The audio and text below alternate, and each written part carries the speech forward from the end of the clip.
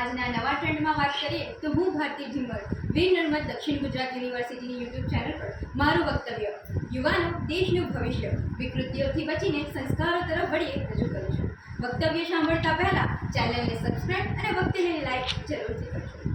કે માતાની કોખમાં હતો ત્યારે શું ખબર આ દુનિયાની, જાડે બાળક થયો ત્યારે કેટલી સુંદર લાગતી આ યુવાની, અને આજે હું યુવાન થયો છું. નવા સપના, નવી રાહ, નવી ઉમંગ, નવો ઉત્સાહ, નવા ધ્યેય, નવા પડકારો. હું કરી શકું છું, બની શકું છું અને બદલાવી શકું છું નો આત્મવિશ્વાસ. હા, આજે હું યુવાન થયો છું. 16 વર્ષથી 70 વર્ષ સુધી યુવાની કહેવાય, તેને બદલે આજે 19 કે 20 વર્ષના ખરડા જોવા મળે છે. મળ્યો આ મહામૂલો માનવ દેહ, ક્યાં સુધી વેડફાશે આ યુવાની? પશ્ચિમી સંસ્કૃતિને અપનાવીને શું આમ જ અભડાશે આ યુવાની? ગુટખા, તંબાકુ, સિગરેટ ને દારૂ, શું આમ જ વીતશે આ યુવાની? સિનેમા ને મોબાઈલની માયા ઝાડમાં, ક્યાં સુધી હટવાશે આ યુવાની? થોડો વિચાર કરી લે યુવાન. વ્યસનોમાં ફસાતો આજનો યુવાન શું જાણે સંસ્કારો? યુવાનો તો ઇતિહાસમાં થઈ ગયા. સ્વામી વિવેકાનંદે કહ્યું, મને ફક્ત 100 નચિકેત આપો, હું દુનિયા બદલી નાખીશ. ભગતસિંહ, રાજગુરુ, ચંદ્રશેખર આઝાદ અને શિવાજી સામાન્યની શું વાત કરવી, જેણે હિન્દ સ્વરાજનું સપનું જોયું અને તેને સિદ્ધ કરી બતાવ્યું.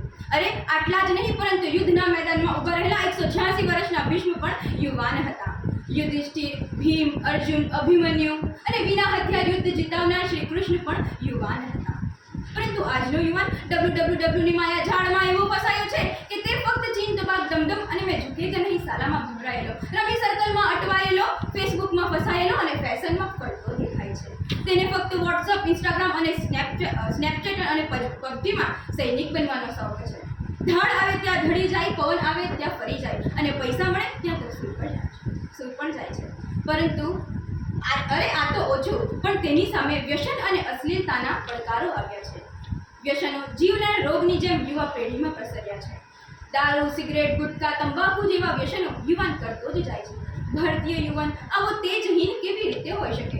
અને આવો ક્ષુદ્ર, બીકણ, સ્વાર્થી, ભોગ લંપટ યુવાનો જ્યાં હોય તે રાષ્ટ્ર સામે, ઉન્નતિ સાથે. પરંતુ હું યુવાન છું.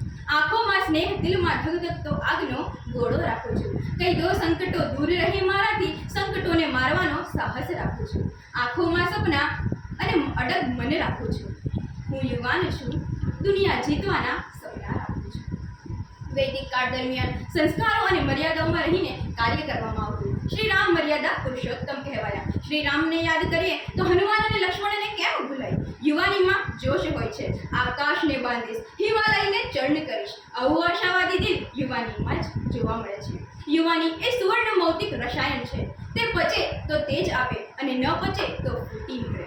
યુવાનીને ઉંમર સાથે નહીં, પરંતુ વૃત્તિ સાથે સંબંધ છે. આ યુવાની મેકઅપ કરીને કે પાવડર ચોપડીને ન આવે.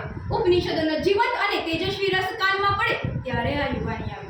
યુવાન વૈદિક વાંગ્મયનો સતત સ્વાધ્યાય કરવાથી યુવાનમાં ઉત્કટતા આવે. યુવાનમાં ઉત્કટતા, તેજસ્વીતા, તપસ્વીતા, તત્પરતા જેવા ગુણો હોવા જોઈએ. યુવાન સાધુ હોવો જોઈએ. અર્થાત તેની વૃત્તિ સરળ અને અંતઃકરણ નિષ્પાપ હોવું જોઈએ. યુવા અધ્યાપક, યુવાન અધ્યયનશીલ હોવો જોઈએ. યુવાનમાં મક્કમતા હોવી જોઈએ, પરંતુ આજના યુવાનીની મક્કમતા લીલી નોટ જોઈને ધીમી થઈ જાય છે. કે શક્યતાઓના પહાડ નીચે સફળતા શોધતો યુવાન હું નથી.